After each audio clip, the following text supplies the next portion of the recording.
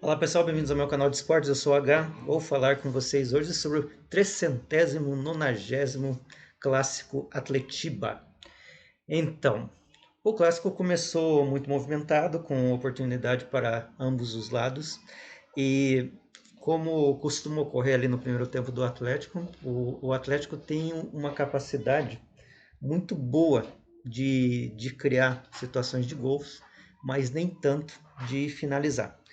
Então, isso ocorreu novamente até pouco mais da metade do primeiro tempo, em que o Atlético chegava, mas não chegava com perigo, os goleiros praticamente não trabalharam, nem do Atlético nem do Curitiba, porque as oportunidades eram travadas ou o pessoal não conseguia finalizar.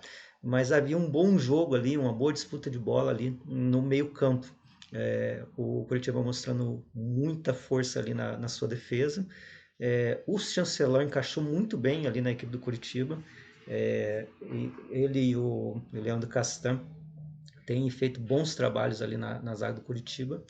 É, Isso também não era importante, né, que o Curitiba começasse a acertar essa defesa, já que tomou 49 gols já no Campeonato Brasileiro, né? Então tem que começar por aí, acertando a defesa, aí de repente melhora o meio-campo, para depois ir para o ataque. Então é um trabalho de reconstrução que o Guto Ferreira está fazendo, está trabalhando e conforme os jogos vão passando, o Curitiba está cada vez melhor, né? Já está atacando mais, já está fazendo jogadas ensaiadas. O primeiro lance de gol que o Curitiba perdeu foi ali perto dos 2 minutos. Foi uma jogada ensaiada, uma cobrança ali perto da lateral. Então, assim, é um trabalho que vem sendo feito aí durante as semanas. É, Independente de dar certo ou não, você percebe já uma robustez aí da equipe do Curitiba no decorrer aí dos últimos jogos, né?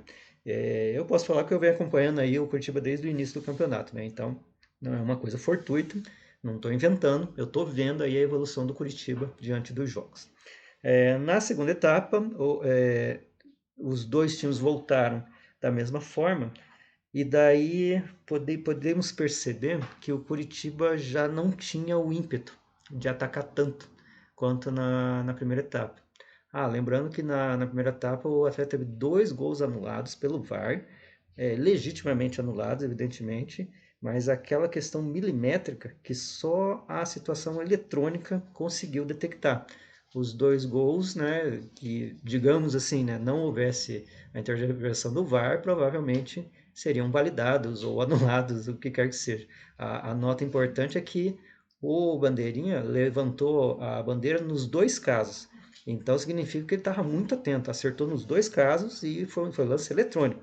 Então esse bandeirinha é um bandeirinha muito bom, né? Louvar aí a comissão de arbitragem, porque normalmente fala-se muito mal do juiz quando eles erram, né? Mas hoje o cara estava bem, cara. O cara acertou de uma forma esplendorosa, sabe? O, Também não costumo falar de juiz, né? Mas eu acho que é importante lembrar isso, não falando mal, né? Mas dizendo assim que esse juiz é um juiz que deixava correr o jogo, sabe? Então não era qualquer faltinha que ele marcava. E os jogadores, se apercebendo disso, não, né? Já não tentavam aquelas coisas que os jogadores brasileiros costumam fazer, de ficar simulando falta. Então, voltando ali à análise do segundo tempo, nós temos um Curitiba um pouco mais preocupado com a defesa. Aí você tem a perda, digamos assim, do preparo físico, porque fica a impressão assim que o Coutinho não quis mais jogar, mas não é isso. É que, na verdade, o Felipão percebendo que no segundo tempo poderia haver um problema físico, ele já colocou 2 jogadores mais físicos e tirou jogadores técnicos para manter essa fisicalidade até o final do jogo. E com isso o Atlético acabou ganhando ali o meio-campo, já que o atacante do Curitiba, daqui a pouco eu lembro o nome dele, mas se eu não lembrar eu coloco aqui nos comentários qual é o nome do cara, é, acabou não tendo mais condições de continuar ali com aquele ímpeto do primeiro tempo. Aí nós tivemos o Bosquilha, que estava atuando muito bem ali no primeiro tempo, também acabou, sei lá, se encostando ali e não jogando mais. Pode ser Fernandes, acho que é Fernandes o atacante do Curitiba. mas depois eu confirmo para vocês. Eu sei que o Bosquilha começou a não jogar e o Bosquilha ele era ali tipo o motorzinho do Curitiba, sabe? Ele que mandava ali o pessoal pro ataque e daí sem ele tocar na bola, ou sem ele se apresentar para o jogo, o Curitiba morreu nesse quesito.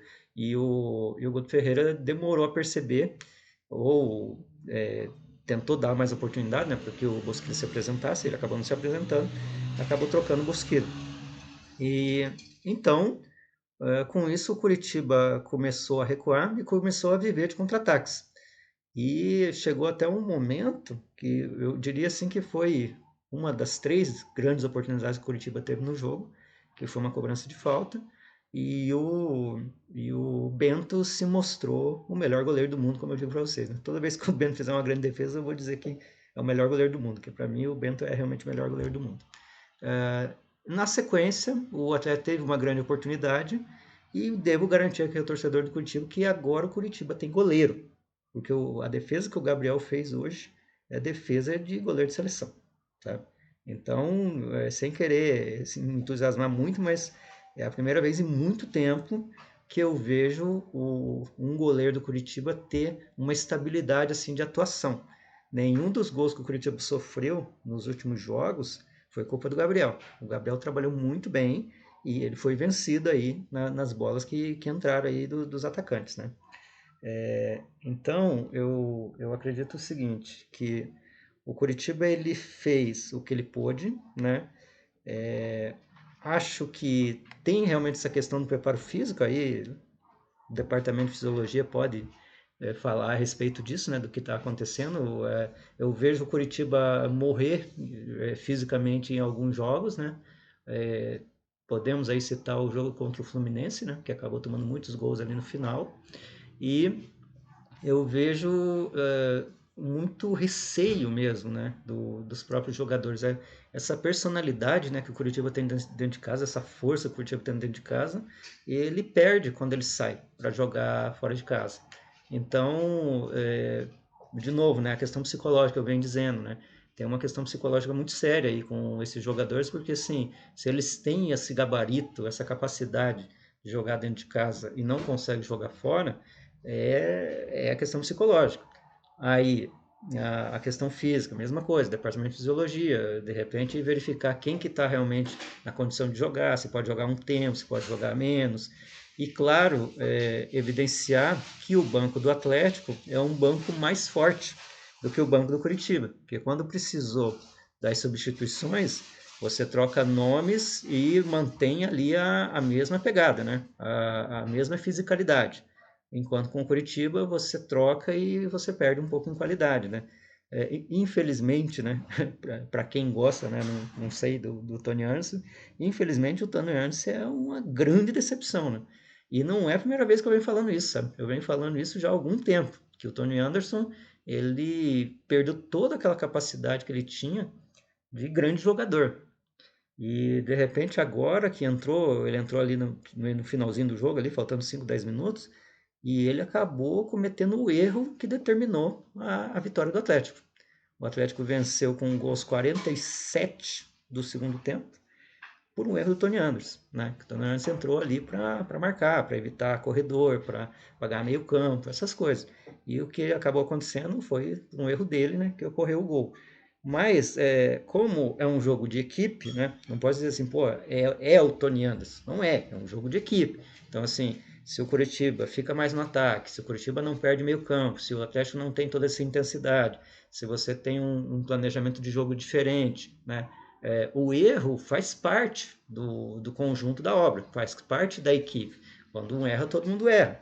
Né? Então, assim, pode ter sido um detalhe, né, que fez realmente dar a vitória para o Atlético, mas se o Curitiba joga mais, né, se cria mais jogadas, se libera mais as laterais, né, se os centroavantes ficam mais atentos, né, se os centroavantes recebem bola, porque assim, o Aleph Manga, ele é um grande jogador, mas, ó, nem sei se ele recebeu tantas bolas assim hoje. Eu praticamente não ouvi falar no Aleph Manga durante o jogo, né? E o cara, ele se escondeu do jogo? Evidente que não, a bola não chegou. Então, assim, eficiência do jogador de defesa. É importante ressaltar aqui o, a diferença que faz o Thiago Heleno na zaga do Atlético. É uma coisa impressionante. Quando o Thiago Heleno tá ali, parece que tem 4, 5 jogadores ali.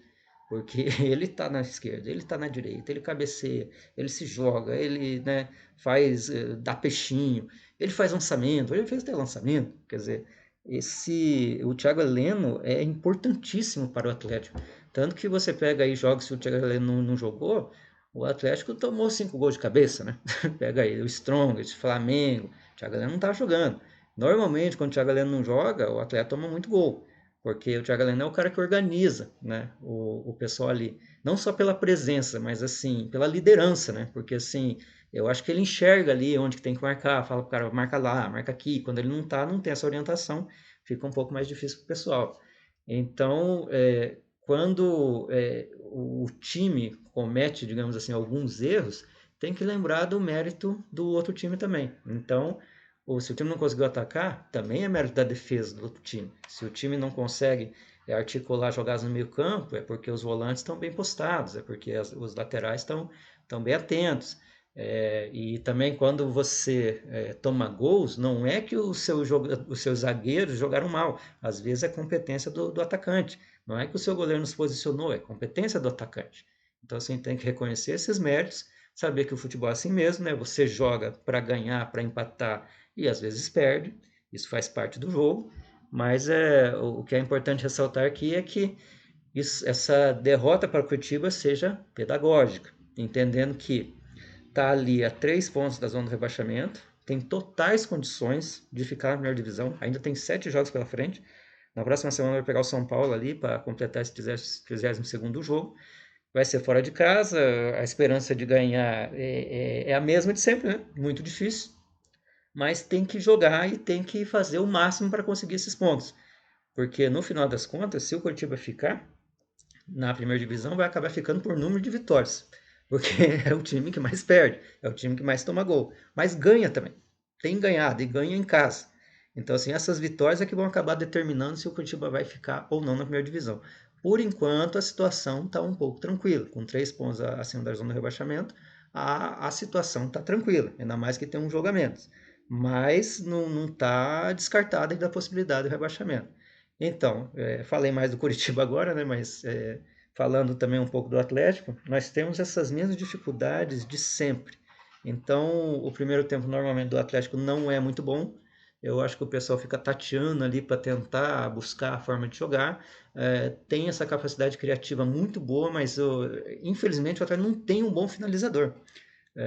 Mas você está falando que o Vitor Roque não é um bom finalizador? Não, o Vitor Roque é um bom finalizador. Só que as jogadas têm uma quebra, né? É, arma-se muito na hora de chutar, a bola não, o cara não consegue chutar, a bola não chega no goleiro, né? Aí assim, o Kelvin, que era um excelente cruzador, Kelvin, ele durante e ele é menino ainda, né? Mas nos últimos 3, 4 anos foi um dos maiores cruzadores do Atlético. E agora está tendo dificuldade de cruzar. Eu não sei se ele não está treinando, se ele perdeu um pouco a embocadura, eu não sei o que está acontecendo. Eu sei que. Tanto que ele perdeu a titularidade para o Orejuela. Né? E o Orejuela, vamos combinar, né? Ele não é o Cafu. Né? Ele é um jogador comum da Silva. Mas o Kelvin perdeu a titularidade para ele, porque tá, sei lá, não tá treinando, sei lá, se deu uma soberba no rapaz, não sei o que aconteceu. Eu sei que ele não é mais o Kelvin que a gente costumava ver, ele fazia cruzamentos perfeitos. E agora tá bem difícil de você ver isso, né? De você ver o Kelvin fazendo grandes jogadas e fazendo cruzamento. Aí assim, o Abner. O Abner, meu Deus do céu, que você comparar esse Abner aí com 2 anos atrás, nem vai ter valido a pena investir no Abner, cara, porque ele não tá conseguindo. Aí ele não joga tão bem assim como zagueiro e não está sendo acionado no ataque. Aí, pode ser orientação do treinador? Pode. O Felipão, ele é o cara da defesa, né? Ele pode falar assim, porra, eu não quero que você suba. Aí ele não sobe, né? Porque tá seguindo a orientação ali do treinador. Mas o Abner era um excelente cruzador, ele fazia gol, ele cruzava, ele fazia tabela, ele se apresentava, ele fazia overlap. E hoje você vê o cara ali do meio campo para trás, dificilmente você vê ele receber uma bola, dificilmente você vê ele se apresentar, dificilmente ele tabelar com o meio campo e tal. E o Abner ele perdeu aí essa capacidade também, essa embocadura. E assim o Atlético, ele está, digamos assim, com grandes nomes, né, que foram contratados, mas com pouco futebol.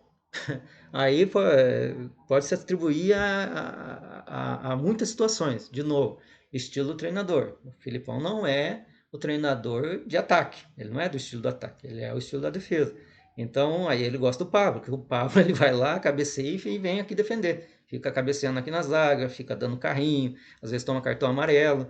E o Vitor Roque já não é assim. Por isso ele prefere deixar o Vitor Roque no banco para pegar os caras cansados, né? Então, esse é o estilo do jogador que acaba agradando o técnico. Aí o técnico, o jogador tem que se adaptar ao técnico. E é por isso que às vezes você perde aí um grande jogador como o Kelvin e você acaba tolhendo aí a capacidade do Abner, né? Que pode ser por isso e pode ser por outras situações, né? De ele realmente ter perdido essa embocadura, essa capacidade, e de repente um novo treinador vai achar isso dele, ou ele vai acabar na reserva, vai acabar no ostracismo, e o Atlético acabar perdendo dinheiro com tudo isso, né? Enfim, já falei demais aí sobre o Atletiba, né? Espero ter falado sobre tudo. Se você gostou, inscreva-se no canal, favorite, positivo o vídeo. Tem alguma outra ideia, viu alguma coisa que eu não vi, discordou de alguma coisa que eu disse, escreva aqui nos comentários, fique à vontade, afinal o debate está aberto aí.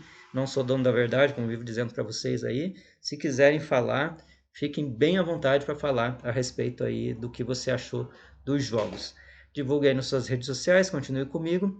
Vou continuar falando aí sobre os times do Paraná. Agora, na próxima semana, tem a segunda final da Copa do Brasil.